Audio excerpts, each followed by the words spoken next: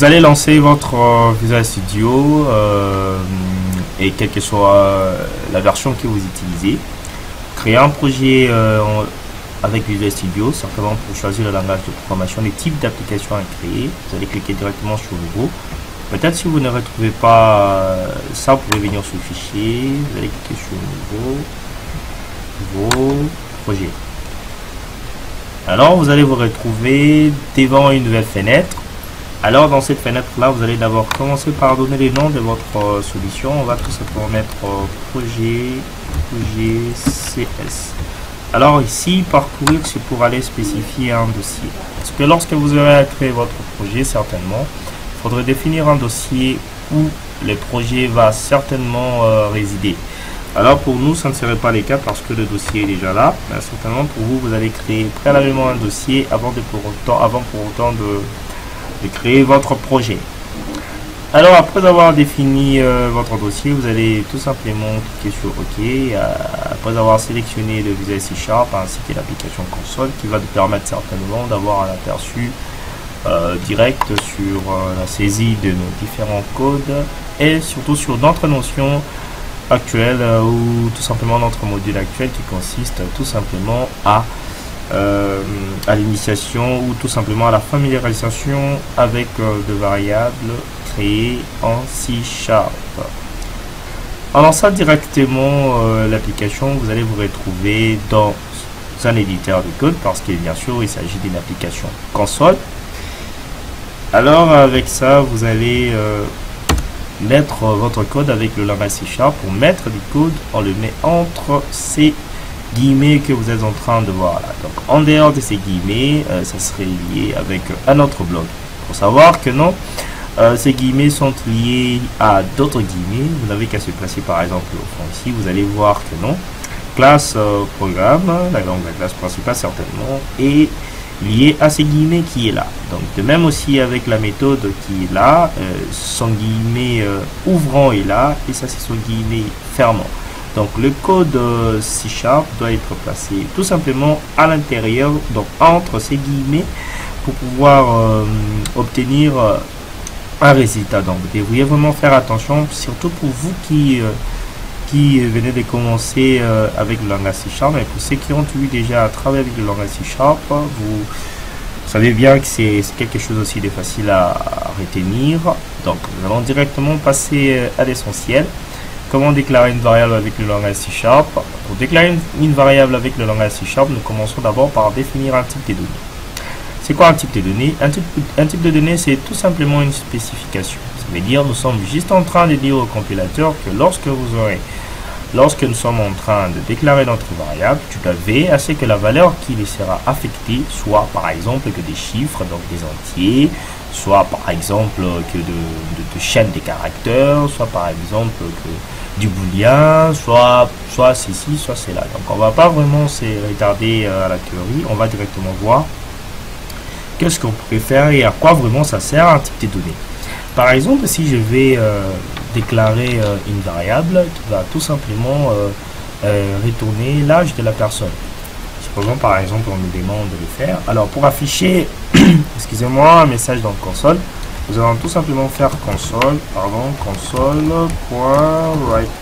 qui va me permettre certainement d'afficher un message dans notre console. Alors ici, je vais commencer par déclarer une variable, par exemple âge. Âge est égal 17. Voilà, pardon, 17. Alors, il faudrait bien savoir que tout code, toute instruction en C# doit toujours se terminer par un point virgule. Donc, si vous ne mettez pas de point virgule, vous aurez certainement une erreur. Vous voyez, il y a un soulignement là, nous avons une erreur ici. Et ça va d'ailleurs vous demander de mettre le point virgule car il est attendu. Donc, toute instruction en C# doit toujours se terminer par un point virgule, ce qui prouve réellement que non, c'est la fin de votre code. Alors, si nous voulons maintenant afficher la valeur de notre variable, certainement, je n'ai pas pu vous expliquer réellement c'est quoi une variable. Bien sûr que son nom l'indique déjà, c'est quelque chose qui change. Alors, une variable pourrait être définie comme étant, si je vais me ramener à la vie courante, je dirais par exemple, vous avez une boîte. Et dans cette boîte-là, vous avez un peu d'argent. Et la boîte aurait de la valeur parce qu'il contient un peu d'argent qui est certainement dans la boîte. Alors, sans l'argent qui est dans la boîte n'aura pas de valeur. Alors, une variable est tout simplement une représentation symbolique d'une valeur. Ça veut dire que lorsque nous allons, par exemple, dans notre console.writeLine, écrire âge, qui est notre variable, ça ne va pas retourner l'âge, mais ça va retourner la valeur qui est contenue dans l'âge. Supposons maintenant nous avons passé en paramètre l'âge, donc la variable qui contient certainement la valeur 17. Lorsque nous allons tourner notre application, vous allez voir le résultat qui sera affiché. Donc, pour tourner l'application, vous allez faire tout simplement CTRL plus F5. Ça va vous permettre de tourner une application console sans pour autant qu'il y ait de problème. Nous allons encore patienter le temps que l'application se charge.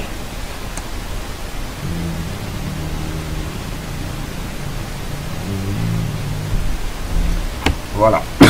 Excusez-moi, si vous regardez en haut à gauche, dans le top left, vous allez voir ici que nous avons 17. Pourquoi 17? Parce que nous avons affecté la valeur, nous avons initialisé notre variable en lui affectant la valeur 17. Et même aussi si nous voulons par exemple effectuer l'incrémentation ou peut-être ajouter encore un tout petit peu de l'âge à notre variable, je pourrais par exemple récupérer notre variable qui est là. Si je dis âge est égal 18, tout simplement, vous allez voir que non, la valeur de 17 sera écrasée. Ça veut dire que c'est la valeur de 18 qui sera prise en considération maintenant. C'est pour cela que nous utilisons le terme variable. Pourquoi? Parce que ça pourrait changer, ça pourrait varier, ça pourrait changer de valeur, ça pourrait prendre d'autres valeurs, et certainement le nom symbolique ne changerait pas. Et quand la valeur change, ça va retourner la valeur qui a été changée.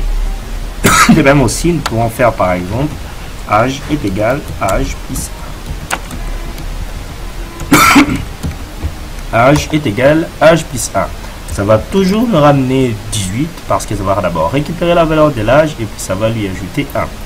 Donc c'est toujours comme ça que ça marche. Ou peut-être pour gagner du temps, au lieu de faire âge est égal âge plus 1, nous allons tout simplement enlever âge et plus comme ça. Nous allons tout simplement faire ça. Voilà. En tournant l'application, vous allez toujours avoir 18 comme résultat. En faisant ceci, vous avez peut-être vu quelque chose, mais nous allons peut-être essayer aussi de créer une autre variable en utilisant un autre type de données. Maintenant, nous avons utilisé par exemple un entier. Nous allons utiliser maintenant par exemple un string. Un string va nous permettre par exemple d'afficher un message. Si nous voulons par exemple que non, avant d'afficher l'âge de la personne, qu'il y a un message qui dit par exemple que non, votre âge est. Au lieu de le saisir directement, on pourrait faire tout simplement comme ça. Votre âge est. Voilà, nous aurons toujours le. Nous aurons votre âge est 18, tout simplement. Alors, pour ne pas le faire comme ça, on peut aussi utiliser une variable, mais tout simplement en changeant un type de données. Parce que dans une variable de type int, on ne peut pas affecter une chaîne de caractères. Tout comme aussi dans une chaîne de caractères, on ne peut pas affecter un entier. Supposons par exemple, je mets un string message. Tout simplement, je vais mettre égal.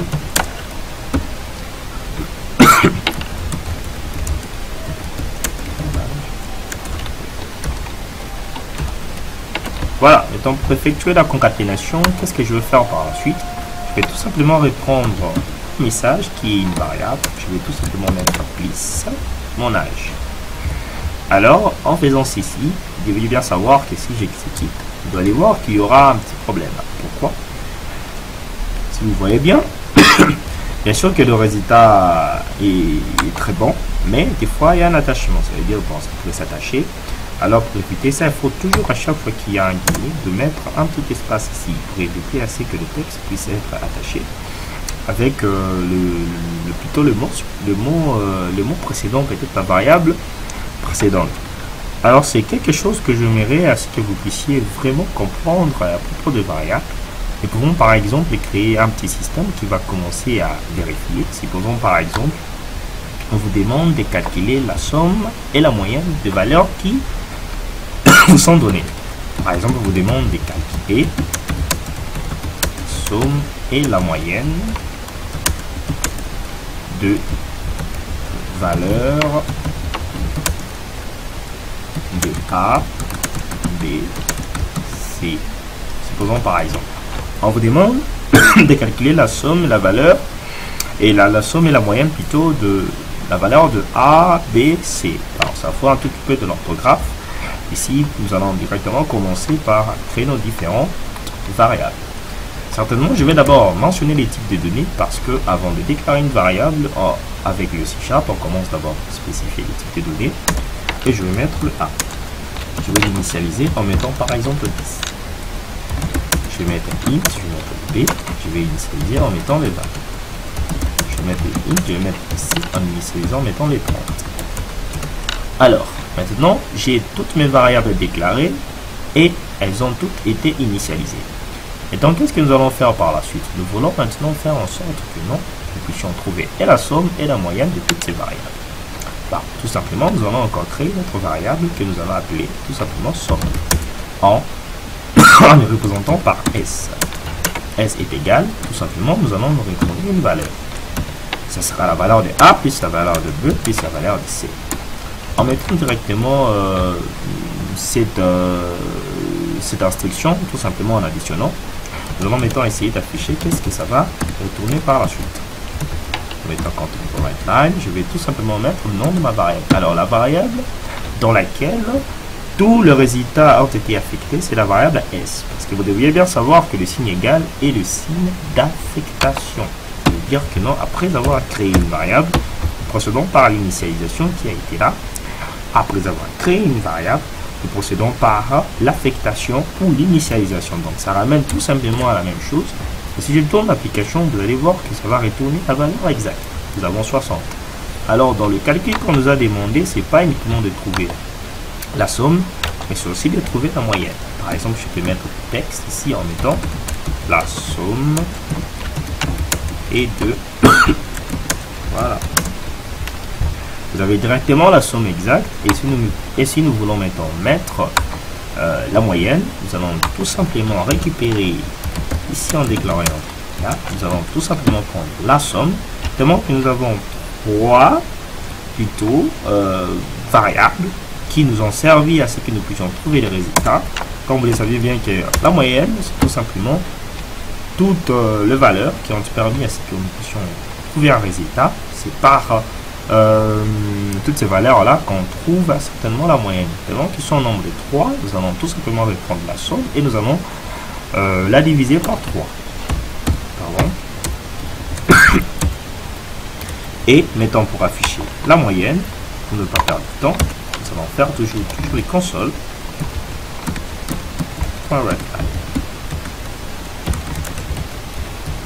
La moyenne est de un petit espace plus M. Okay. Plus M. Voilà. Et maintenant, si nous tournons l'application, nous aurons en même temps la somme qui est préalablement de 60 et la moyenne en question est de 20. Donc, vous allez voir que c'est vraiment un moyen très simple et peut-être nous pouvons aussi écraser en disant, bah, je vais mettons que le A puisse être égal à, par exemple, si je mets 70. Alors, vous allez voir maintenant que non, la valeur de A, la première valeur sera totalement écrasée et nous aurons deux autres résultats à la place. Parce que sa valeur a changé. C'est pour cela que nous l'appelons une variable. Ça veut dire que non, sa valeur pourrait changer. Elle n'est pas une constante qui va toujours rester comme elle est. Donc, c'était quelque chose que je voulais vous montrer avec les variables. C'est que vous devriez retenir avec le C# et qu'avant de déclarer une variable en C#, tout comme dans tous les langages de la famille C, on commence d'abord par définir un type de données. Après avoir défini un type de données, nous définissons le nom de la variable. Après le nom de la variable, nous procédons par l'initialisation. Certainement aussi, dans d'autres cas, vous ne serez pas ou vous n'êtes pas non plus obligé d'initialiser la variable. Ainsi que vous devriez retenir, avant que vous puissiez déclarer une variable, il faut qu'il y ait d'abord le type de données de la variable. Nous allons faire autre chose. Supposons par exemple, on pourrait stocker quelque chose de beaucoup plus lourd dans la variable. Moi, je l'appelle toujours comme ça. Ou pour dire tout simplement, nous pouvons par exemple stocker du texte ou tout simplement une petite liste de contenu dans une seule variable. Alors là, nous serons maintenant obligés d'utiliser quelque chose d'un tout petit peu particulier. Certainement. Si je vais procéder par ces moyens, je vais par exemple prendre ou déclarer encore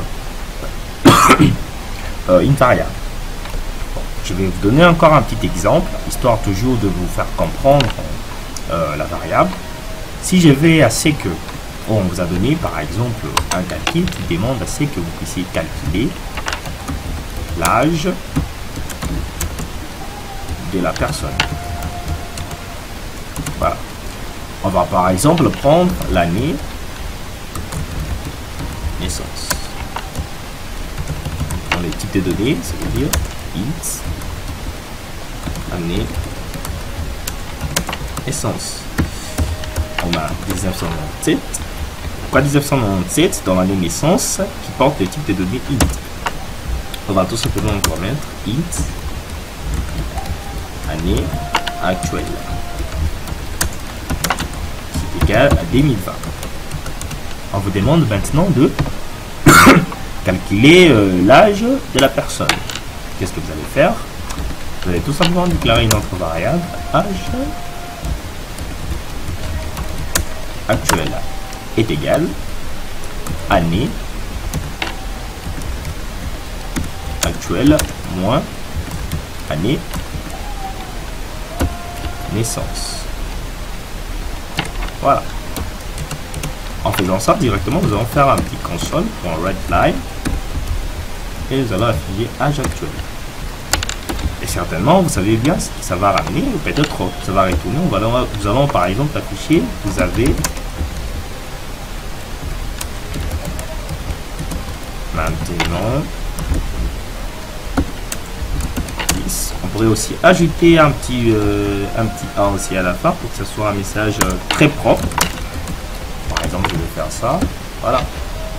Donc, ça va retourner maintenant un beau message que nous pouvons lire facilement. Vous avez vu. Vous avez maintenant 23 ans. Vous voyez, le maintenant et 23 ans sont attachés. Pourquoi? Parce que nous n'avons pas inséré d'espace.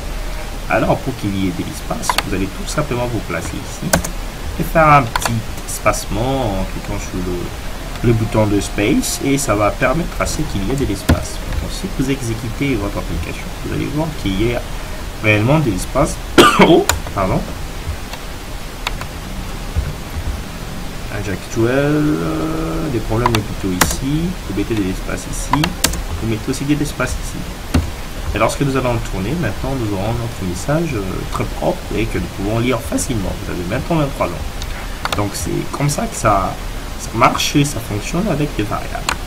Et nous pouvons aussi faire autre chose de beaucoup plus grand avec des variables. Supposons par exemple nous voulons afficher un message, supposons par exemple une liste dans cette variable.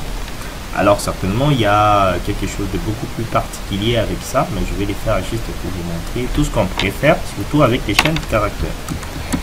Je vais déclarer par exemple une variable que je vais appeler article. Il sera tout simplement égal, ou peut-être on vous demande que non, à la fin de votre programme, que vous puissiez afficher bonjour dans 3 langues différentes, en français, en anglais, ainsi qu'en lingala. Bon, je vais tout simplement déclarer une variable que je vais appeler salutation. Je vais changer ici. Saluer en 3 langues. En langue, ligne par ligne. Voilà, au lieu de se coumonner la tête en disant bah, je vais faire 3 console.writeLine pour trouver la réponse, je vais tous le faire dans une seule variable. Comment? Vous allez déclarer la variable en précisant les types de données certainement. Et vous allez commencer par mettre valeur, toujours entre guillemets. Alors vous devriez bien savoir que les guillemets, c'est ce qui caractérise une chaîne de caractères. Alors comment faire en sorte d'afficher un message ligne par ligne? Alors préalablement, j'aimerais aussi vous montrer quelque chose par rapport aux guillemets. Si vous voulez par exemple afficher un message qui sera entre guillemets, donc par exemple je fais papa a dit. Voilà. si j'ai fait ça et je commence par exemple à afficher les messages, ne sort pas, vous allez voir qu'il y aura vraiment une erreur, ça va pas marcher. Voilà, en faisant ceci, vous voyez qu'il y a une erreur, ça ne marche pas. Alors pour résoudre ces genres d'erreurs, vous allez tout simplement dire au compilateur, ben tu vois ces guillemets qui sont juste à côté, tu vas pas les considérer. Pour lui dire qu'il ne doit pas considérer des guillemets qui sont juste à côté, vous allez faire un Alt GR dans Alt grand plus 8 pour mettre des anti-slash. Alors en faisant ceci, vous allez automatiquement résoudre cette erreur et vous pouvez directement tourner votre application facilement. Si vous faites console.apply,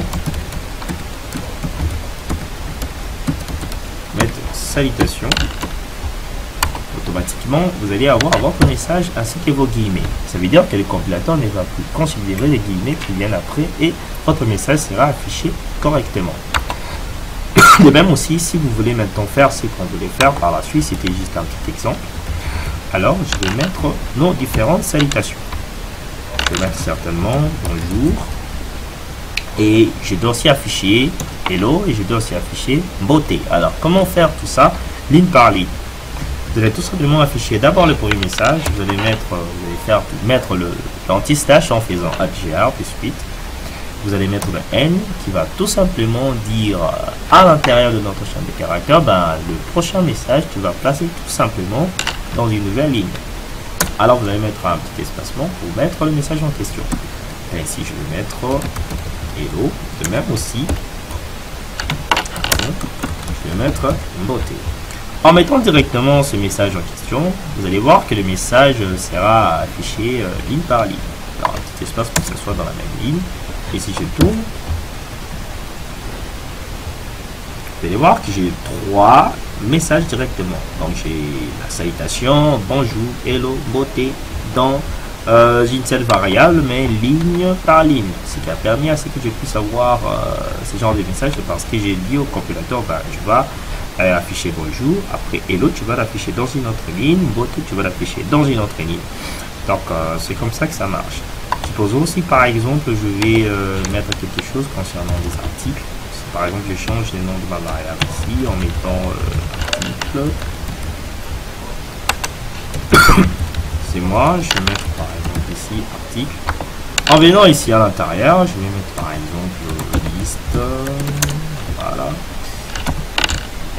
Et ici pour descendre d'ailleurs déjà dans une nouvelle ligne, je vais faire ceci, N,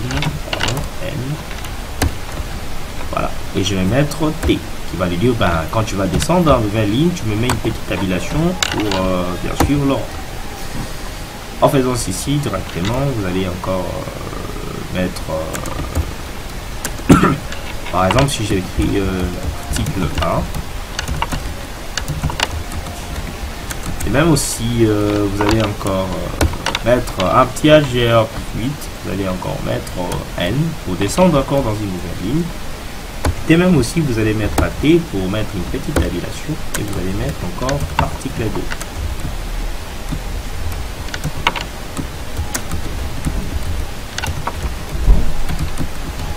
Article 2. Donc de même que lorsque vous l'avez fait, si nous essayons par exemple d'exécuter notre application, vous allez voir que nous aurons un message comme celui-ci, liste, article 1, article 2. Donc vous voyez tout ce qu'on pourrait faire avec différentes variables, et nous pouvons faire ça avec des entiers. Supposons par exemple si j'ai tout ce message et que je vais l'écraser, parce que certainement c'est une variable. Si je réponds article que j'ai là, j'ai dit égal, allez, au revoir. Si j'ai écrit ça par exemple, vous allez voir que ça va plus retourner tout ce que nous avons eu le temps de le faire, ça va tout simplement retourner au revoir, parce que ce qui vient après a tout simplement cassé tout ce qu'on avait pu mettre avant, donc tout ce qui a été initialisé. Vous allez voir que le message serait tout simplement au revoir. C'est comme ça que ça fonctionne des variables, et c'est par ces moyens que nous appelons tout simplement des variables. Je sais que dans les vidéos qui viendront, nous allons voir beaucoup plus de fonctionnalités avec des variables, mais je voulais tout simplement vous aider et vous permettre de se familiariser avec des variables. Tout ce que vous devriez savoir, que avant de déclarer une variable, il faut commencer d'abord par préciser son type de données. Nous avons beaucoup de types de données. Nous avons par exemple de bool, bool pour valeur booléenne qui va tout simplement renvoyer soit les true, soit les false. Nous avons aussi des double pour de décimales, c'est-à-dire des nombres décimaux, de nombres à virgule, par exemple 50.20, 50.5, excusez-moi, 40.2, ou en français, tout simplement, on va dire 40,2, 40,5 ou 93,2. Donc, c'est avec le double qu'on les fait. Il y a vraiment beaucoup de types de données, mais c'était uniquement pour permettre de pouvoir comprendre comment est-ce que ça se déclare de variables avec le C#. Dans de prochaines vidéos, nous aurons beaucoup plus de variables, beaucoup plus de types de données. Et déjà, ce que vous avez pu voir aujourd'hui, ça vous permet facilement de se familiariser avec toutes ces variables. Alors, vous avez d'ailleurs un petit quiz. Vous allez me déclarer une variable qui aura les types de données doubles, qui va tout simplement commencer à renvoyer. Ça veut dire, tu vas créer quelque chose que tu veux, mais que le type de données de la variable en question soit le double. Et la valeur qui sera affectée certainement doit coïncider avec le type de données en question. Vous allez faire ces petits quiz que vous allez mettre dans le commentaire. C'est du tout rien, c'est vraiment facile, mais c'est juste pour nous aussi les moyens de savoir que vous avez compris comment est-ce qu'on pourrait déclarer une variable et qu'est-ce que nous pouvons affecter comme valeur et que la valeur doit certainement correspondre au type de données que nous avons affecté à notre variable. Donc merci, nous allons nous retrouver pour un prochain tutoriel qui va tout simplement concerner les instructions conditionnelles, qui va nous ramener aussi à la création de plusieurs variables pour pouvoir les tester. Donc ça serait très important et je sais que ça va vraiment vous aider aussi à comprendre encore et à beaucoup plus c'est musclé en ce qui concerne la déclaration et l'utilisation des variables. Donc on se voit pour un prochain tutoriel. À bientôt. N'oubliez pas de s'abonner sur la chaîne et restez toujours connecté sur votre chaîne préférée. Et merci beaucoup parce que vous n'avez jamais laissé votre chaîne, quels que soient les temps que nous avons pris à revenir sur l'échelon à la publication encore de nouveaux tutoriels. Je vais excusez pour ma voix, je suis un tout petit peu équipé, mais je voulais tout simplement respecter le programme que la chaîne avait publié concernant le langage C#. Nous nous retrouvons pour un prochain tutoriel. À bientôt, ciao et de bonnes choses.